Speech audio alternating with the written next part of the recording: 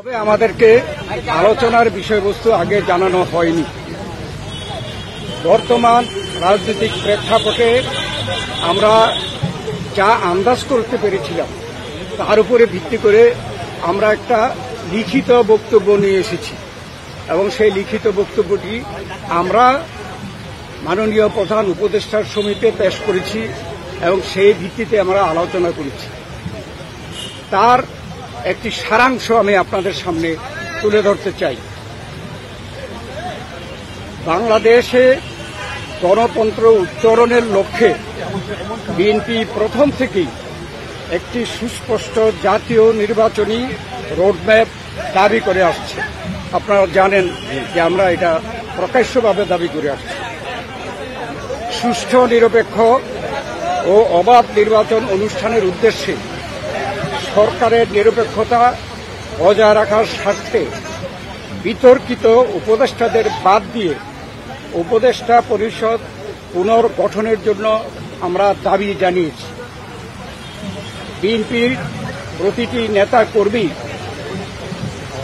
ব্যক্তিগতভাবে, রাজনৈতিকভাবে, পারিবারিকভাবে সবচেয়ে বেশি ক্ষতিগ্রস্ত হয়েছে আওয়ামী লীগের আমলে এবং সেই জন্য আওয়ামী লীগের বিচার সবচেয়ে বেশি দাবি করে বিএনপি।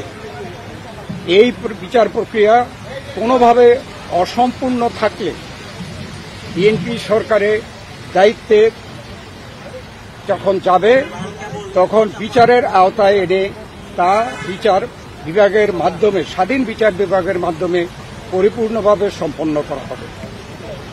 নির্বাচন সংশ্লিষ্ট সংস্কার কার্যক্রম অবিলম্বে সম্পন্ন করে ডিসেম্বরের মধ্যে জাতীয় সংসদ নির্বাচন অনুষ্ঠানের জন্য দ্রুত একটি রোডম্যাপ প্রদানের দাবি আমরা জানিয়েছি।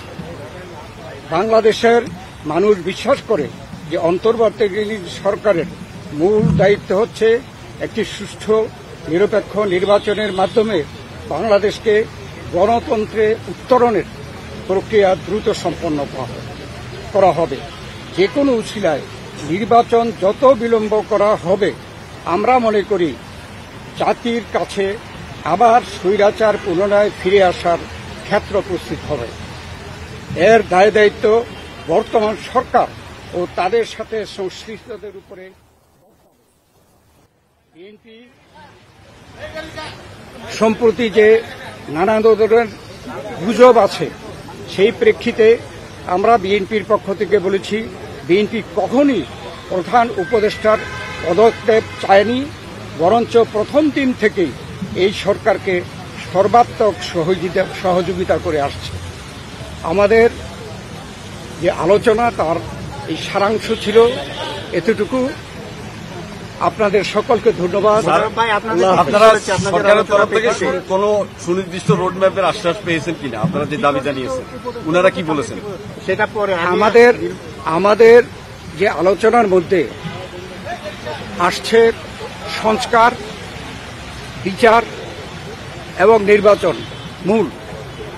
আমরা বলেছি একটার সাথে আরেকটার কোনো সম্পর্ক নাই, কেননা সংস্কার চলমান বিষয়, এটা চলতে থাকবে।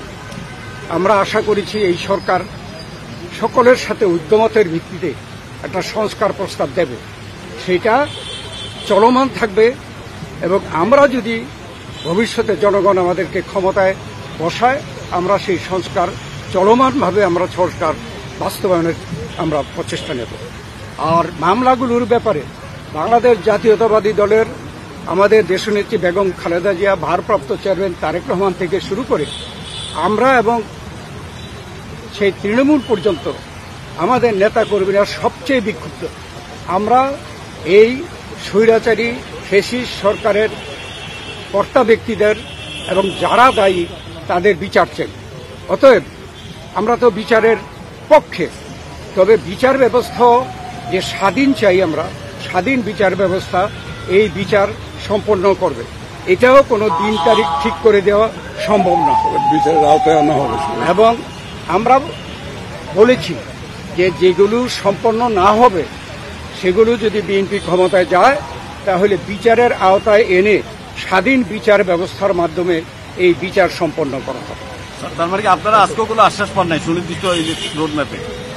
না, এটা স্পেসিফিক কোন রকমের এরকম কথা হয় নাই, উনি স্পেসিফিক জানান নাই। আমরা আমাদের দাবিগুলো হয়তো বা ওনারা ওনার প্রেসের মাধ্যমে জানাবেন, সেই জন্য আপনারা সন্তুষ্ট কিনা? এখনো প্রতিক্রিয়া জানানোর দরকার নেই, ওনার প্রেস সেকশন কি বলে তারপরে আমরা প্রতিক্রিয়া যতটুকু হয়েছে আপনারা কথা বলতে বলবেন।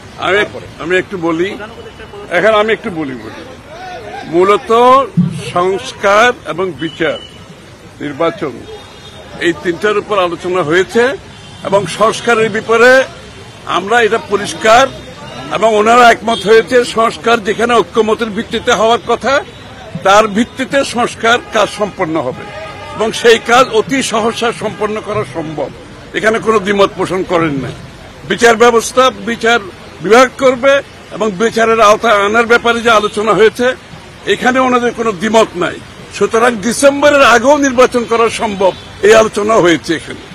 কিছু উপদেষ্টার পদত্যাগের ব্যাপারে আপনারা দাবি জানিয়েছিলেন? পদত্যাগের ব্যাপারে আমরা লিখিত বক্তব্যে জানিয়েছি, আগেও জানিয়েছি। নিরাপত্তা উপদেষ্টা এবং আর দুইজন ছাত্র উপদেষ্টা যাদের কারণে এই সরকারের নিরপেক্ষতা ক্ষুণ্ণ হচ্ছে তাদেরকে বাদ দেওয়ার জন্য আমরা আজকেও লিখিত বক্তব্য আমরা দিয়েছি। ওনারা কোনো আশ্বাস বা কিছু দিয়েছে? সেই আশ্বাস ওনারা দেখবেন, আমরা আমাদের বক্তব্য দিয়েছি। আপনারা দেখছেন প্রবাস বার্তা।